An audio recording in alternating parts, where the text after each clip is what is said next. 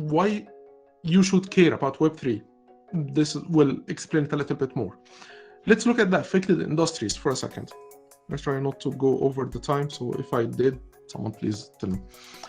This is an image that I liked a lot. I didn't want to recreate or reinvent the wheel, so I grabbed this image that represents a lot the affected industries, and actually we have to zoom in to look at the affected industries. For example, let's look at one of those. For example, the credit history, the one over here. We talked about a blockchain that's publicly visible. The credit history thing overall looks at how much money did you borrow, how did you handle it, how did you pay it on time, or did you default on anything. And this is, for now, is like private closed database that's between a couple of companies, and they control or like gateway the data. But if you move something like this to a blockchain, this can have a huge implications on the businesses and enable a lot of businesses to change their behavior to look at your credit history for anything that they want to look at it for. Plus, there is the whole concepts of privacy versus security and so on. But this is affected industries that can be transferred or transformed 100% through blockchain technology. Let's take something else from this here. Donations. Yeah, the one at the top here. Donations, for example, in the current situation in the world, there is a lot of control and power in the hands of the companies that own or regulate transferring money. Which again, there is a lot of philosophical arguments here, but this is up to you to take a stand on. But the idea here is that you can donate to someone's wallet without the ability for anyone to prevent you from sending the money or him from receiving the money. But right now, PayPal can close your account like this, Stripe can block you like that, your bank account can be seized, and we see it all over the world in like almost all the countries around the world. With any situation that's happening in the world right now, you will see some sort of censorship around money. So it represents that you don't own your money. You can transfer it, you can send it, and you can seize it. And it can be seized even without court order or any regulations or like any solid regulation on top of it. Other industries that can be transferred here, real estate, for example, like this one. Real estate right now, if I want to buy this house or sell it, I have to go through a deed company that holds the title of my place, and they control the money transfer or guarantee the money transfer.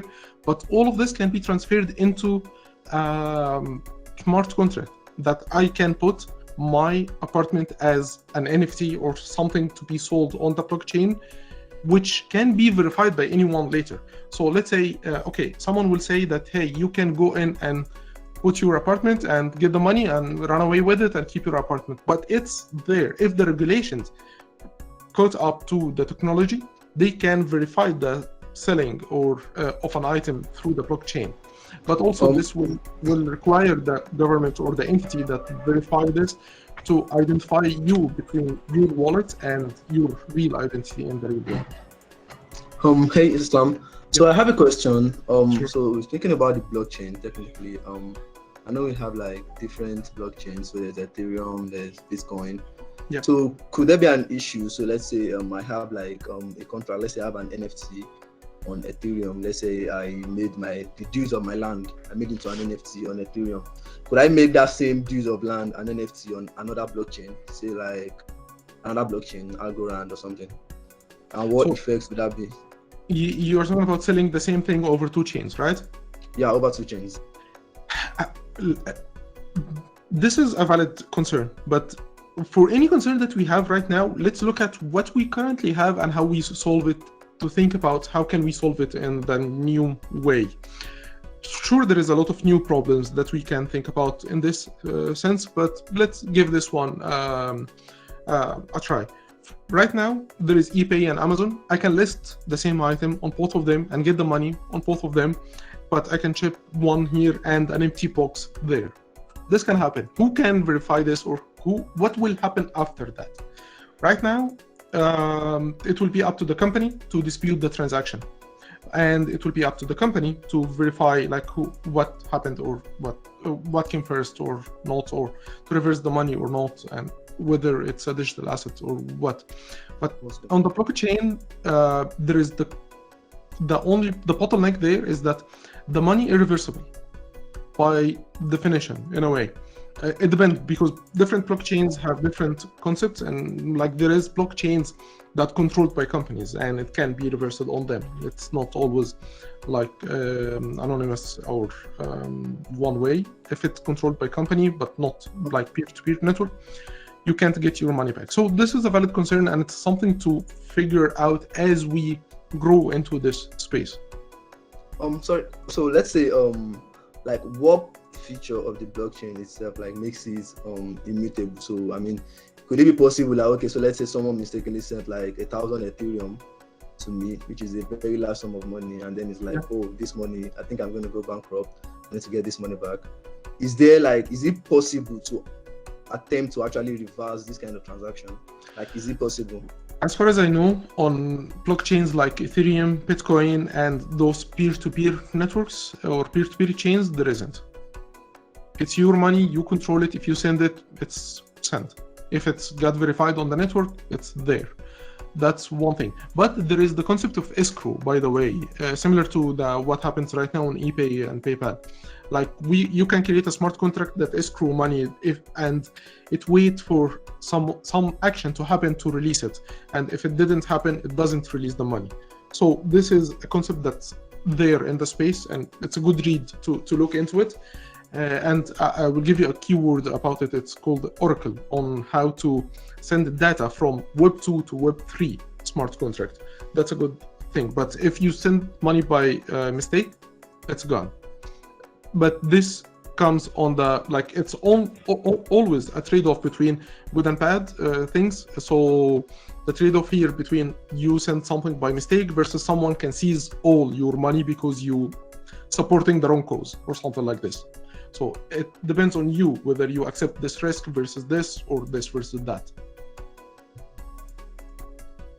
All right, thank you very much. Thank you. I'm not gonna try to skip this to look at one real example here for this NFT restaurant. This is Flyfish. This is a restaurant that will open in New York in 2023. It sells their membership as NFT. It's on the chain.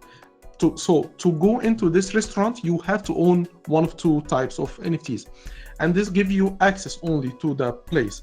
But then when you go in, you order food, you will pay for it, or you can get some perks, like some membership gives you a free meal per month or per week or something like this. But this is changing the game totally from the current structure. Like right now, there is a theme parks and gaming area or something that you need to buy a membership for. But if you want to opt out, it sucks, I don't want to go to this place, or like I'm traveling to a different country and I'm not gonna use it for a year or something like this, let me sell it. Right now you can't, basically, you are locked in. Most of the places at least lock you in, but through this you can sell your membership to the place digitally, easy, and get the money to someone else. And this, even the place, that the restaurant in this case, can get a rebate, which is a huge difference in the game in selling something, because if you sold me this picture for $10, you created it, you sold me this for $10, I keep it for a year, and then I sell it for $100, you don't get nothing. You got the $10, that's it, I get 90. But through NFTs you can have something, this is programmable money, so you can have something that say any resale for this item, the original creator gets 10%. So if I resell it for 100, you get 10%. If this item have been sold again for $1 million, you get a 10%, which what happens with any artist right now. Like they start small, their items worth nothing, or basically a small amount of money, but then when they get famous, their old paintings still being resold, but they don't get anything back out of it. So the real life implications of NFTs and blockchain are huge, changing the game for a lot of industries. And this is a good thing for the businesses to look at right now to catch up and to provide as a value for someone that comes to you and requests a project. Another thing that's changing right now, or changes, is the authentication overall. Previously, it was either your email, social network. Now it's your wallet.